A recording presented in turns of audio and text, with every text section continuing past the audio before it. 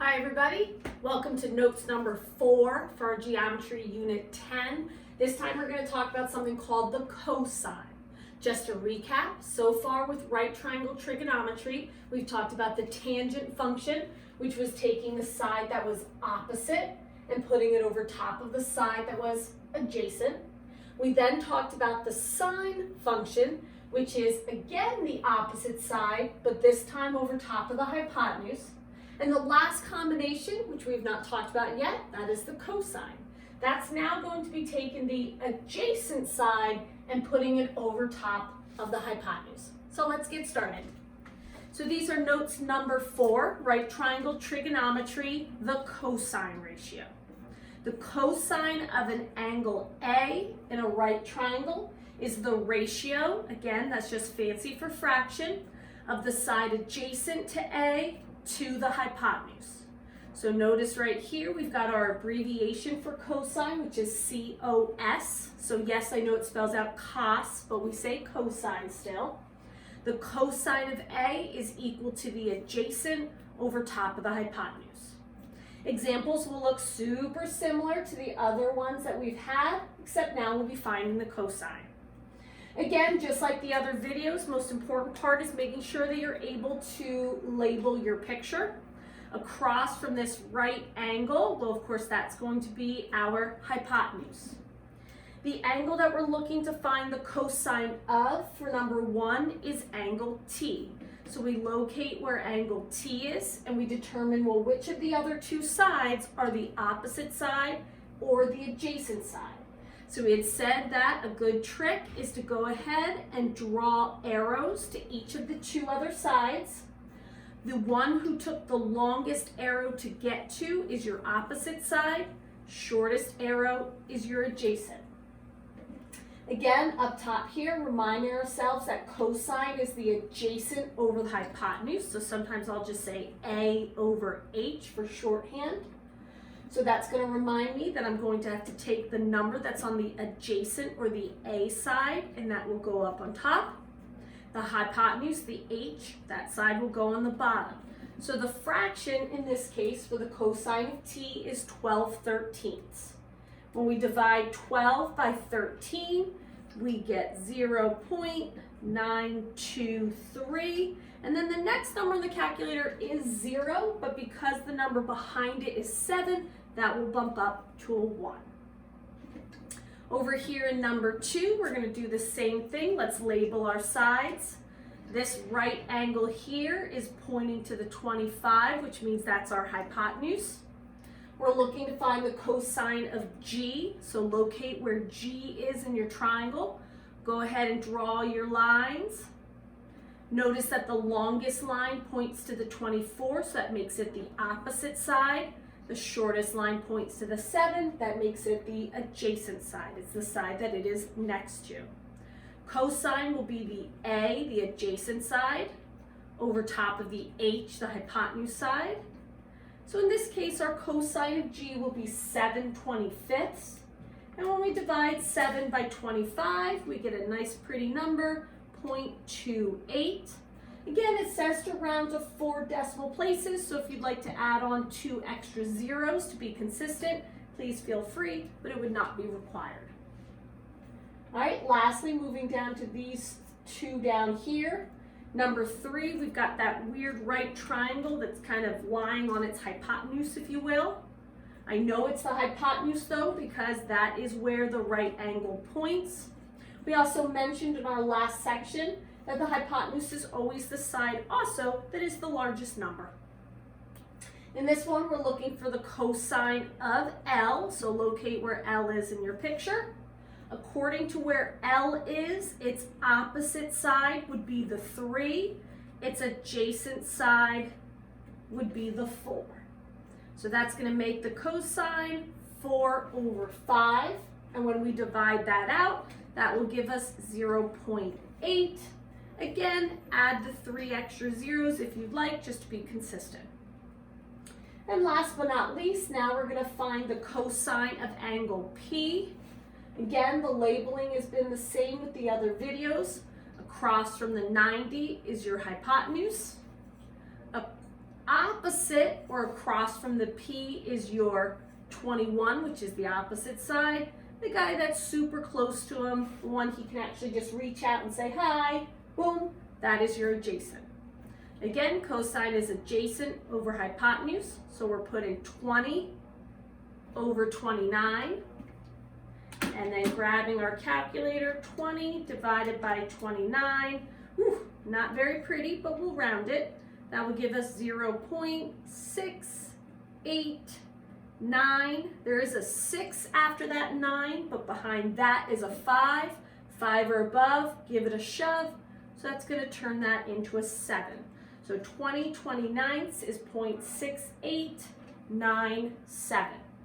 Now something that we had noticed with the sine function that we will also see with the cosine is notice that all of our decimals are less than 1. Now this should make sense because again, the hypotenuse is the largest number in a right triangle and the cosine is the adjacent over top of the hypotenuse. So if the biggest number is on the bottom of a fraction, you know you're going to get a number less than 1. This is going to be important as we move on with the other problems because if you're ending up finding the cosine and it gives you something bigger than 1, then you know that you did something wrong. So let's move on to our next examples, where now you will have to write and solve your own cosine equation in order to find the missing side. So we're going to start by labeling our triangle. So if you take a look at number 5, we've got our right angle right here. Across from it is that 16, so that's going to make the 16 be our H. The angle in the picture is, or the angle that's not the right angle, is the 47. And if we go ahead and look to see how the other two sides connect to that 47, the longest arrow points to this side, so this is the opposite. Shortest arrow points to this side that has the X, so that is our adjacent. Again, we're looking to write a cosine function. Remember that cosine is the adjacent over the hypotenuse. So we're not even going to need that O, which is perfect because there's nothing on it. So to write our equation, we've got the cosine of 47 degrees. So we're writing cos 47 degrees. It's going to equal whatever's on the A side, which is the X, over top of whatever's on the H side, which is the 16. And just like we did with our other videos, we're going to go ahead and throw that cosine of 47 over 1, just so it looks like a regular proportion. And even better, we're going to go ahead and grab our calculator to find the cosine of 47. So that way we don't have to worry about that word cos anymore. The cosine of 47. All right, so it looks like we've got 0.68. Now we're looking like it's 199. Well, that fifth 9 is going to bump up the fourth 9, which is then going to bump up the 1. So if we're actually rounding properly, we're going to be at 0.6820. Now, if you didn't round properly, you left it as 0.6819. Well, guys, we're going to get the same answer. Maybe we'll be off by like 100th, but I'm not concerned about that, okay? So if the rounding kind of threw you for a loop, forget about it, okay? You're still knowing what you're doing. All right, so we've got the 0.6820 over top of the 1, and then we've got that equal to the X over 16. At this point, we're going to cross multiply. So that means that the 1 is going to get multiplied to the X, giving us 1X, which is really just X. And then we're going to do the 16 times the 0.6820. So 16 times 0.6820. And that gives us 10.912, which we can leave it as that. Or we can cut it down a bit to 10.91. Doesn't make a difference to me. You remember what we talked about when we talked about the sine, okay? And also what we talked about on the front. They were giving us the hypotenuse in this problem, which was 16. So therefore, when we went to find this side here, represented by the x, we knew we had to get something less than 16. Okay, so whenever you get your answer, guys, double check that it makes sense. If you would have gotten something bigger than 16, that means you would have set this up incorrectly and you need to go back and fix it.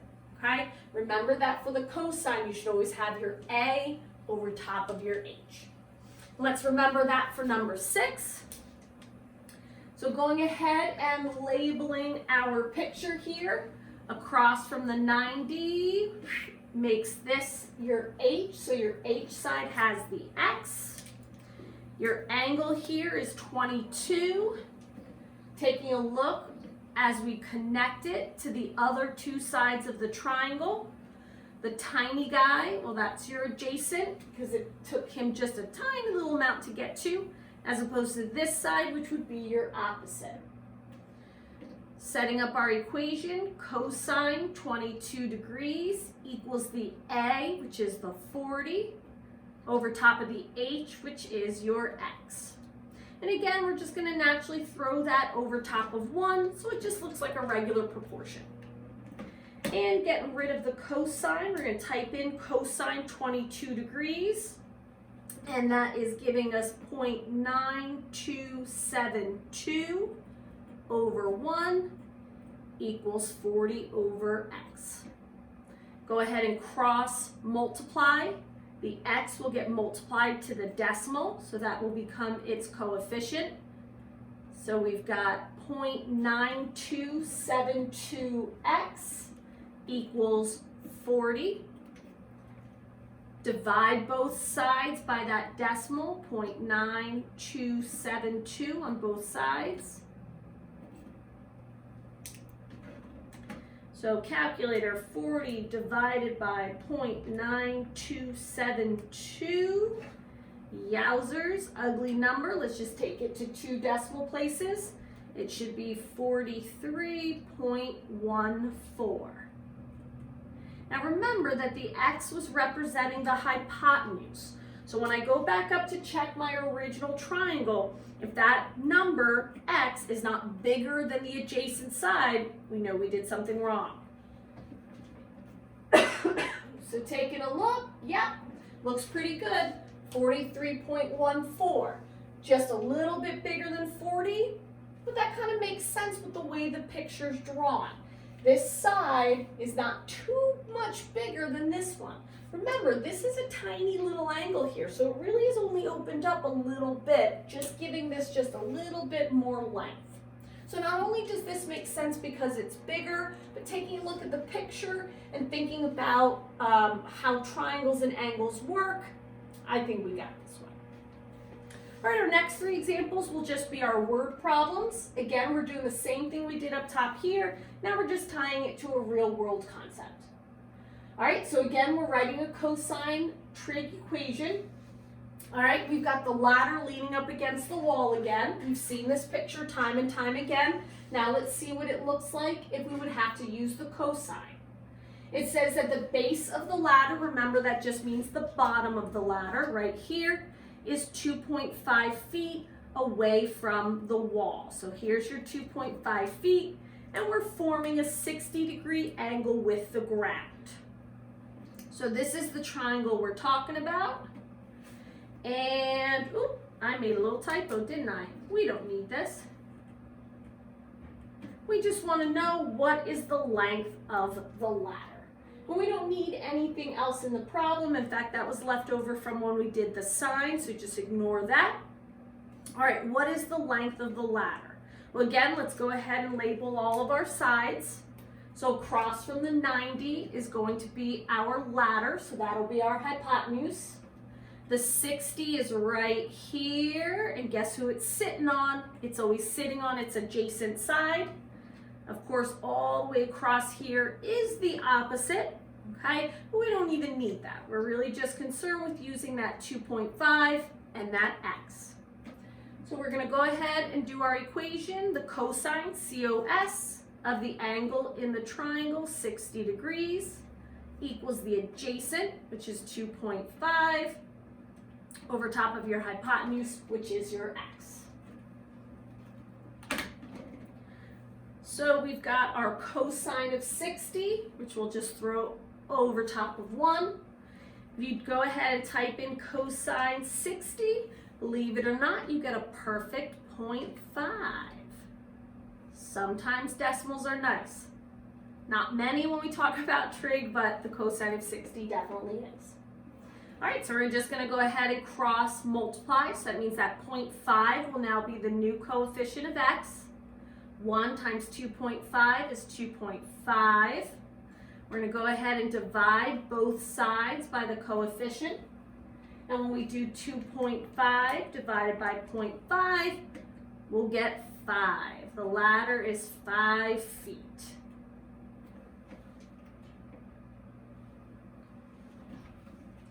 And last but not least, we've got our last 2 problems on our last page. Again, if you weren't able to print out these pages, I would definitely make sure that you jot down the problems or at least the pictures, okay, with all the information in there. So that way you can use them when you're taking the quiz and just to help make sure that you understand the concepts. We've got another bearing problem here. Again, don't worry about the bearing problems as far as understanding where the angles go. I'll always give you the picture for them. But just to explain again what in these cases it would mean. So we've got this plane leaving an airport. Okay, so right here it is. It's leaving or traveling on a bearing of north 70 degrees west. So what that means is basically from the north direction, it is over 70 degrees in the western direction. So this is where we're creating this vector here, where it's traveling 100 miles. In our picture, across from the 90 here, well, there's your hypotenuse right there. As far as the 70 degrees is concerned, all the way across here is the opposite, whereas that's going to make the x side be your adjacent. So we want to know at this point how far west, I apologize again, that should say how far north is the plane from the airport. So sorry for the typos on my papers, okay? Yours though should not have those typos. So we're looking at here at how far north is the plane from the airport. So we're looking for that x value. Again, just make sure you're following the picture. All right, so that's going to give us cosine 70 degrees equals the a, which is x, over the hypotenuse, the h, which is 100. And again, we're going to put that cosine over 1, so it just looks like a regular proportion. Go ahead and type in your calculator cosine 70. That will give us 0.3420 over 1 equals x over 100. To solve, we're just going to go ahead and cross multiply. So again, the x will go with the 1, giving us 1x, which is really just x. 0.3420 is getting multiplied to the 100. 0.3420 times 100. And if you remember what we talked about with the last video, anytime you multiply something by 100, all you're really doing is taking that decimal point and you're moving it over to the right 2 spaces. So the calculator does confirm that as well, that all we really get is 34.2, technically 0.20, but you wouldn't necessarily have to write that second 0. And that is in miles. And last but not least, let's see this scenario down here. All right, we've got a string tied to the top of a tree and secured 25 feet in front of the tree. All right, so this is our little string. Somebody climbed up there, I guess, and tied that string up top and drug it all the way down here. Let's see, the angle between the string and the ground is 39 degrees, and we want to know what is the length of that string. So obviously this is a very realistic world situation that you might come across, so it's a good thing that you're learning trig. All right, so we've got our 90 degrees right here. Across from the 90 gives us our hypotenuse, which will be the x. Our angle is right here at the 39 degrees. And when I draw arrows to the two remaining sides of the triangle, I notice that the longer of the arrows points to the opposite side. That's going to be right over there. The shorter one will be your adjacent side. So as far as setting up our equation, again, we're doing cosine of that angle, 39 degrees. And then don't forget to put your A over top of your H. So your A side is 25, your H side is X. And to make it look like a regular old proportion, we're just going to throw that over top of 1. And using our calculator to replace the cosine of 39, we should end up with 0.7771 over top of 1 equals 25 over X. Let's go ahead and cross multiply. So we're going to get 0.7771x, and that's going to equal 1 times 25, which is 25. So we're going to have that one last step here where we have to divide both sides by the decimal. Probably not going to give us a very nice answer, but let's see. 25 divided by 0.7771. It doesn't mention how to round. I'm going to go to 2. That's my standard. It's going to give us 32.17. So the string from the top of the tree all the way down to the ground is 32.17 feet. And that makes sense because that was the hypotenuse. So it should be bigger than this side here. So check. All right, so there's your cosine. Next week, what we'll concentrate on, guys, is figuring out, well, which one should I use? The sine, the cosine, the tangent. Right now, I'm telling you what to use, so that's what I want you to practice, okay? But start thinking about what you would need to see on these triangles to know for sure that you needed the cosine, or the sine, or the tangent. Again, if you're having any trouble getting these trig values here, okay, you're not sure exactly what to do with your calculator, your cell phone, whatever you're using, please make sure that you message me or email me. And again, the homework, I'm not actually collecting it. You're not actually required to actually hand it in. However, you know I'm going to highly recommend doing it just to make sure you know what you know and you know what to ask me questions on. Okay? So good luck, and I will talk to you soon. Bye-bye.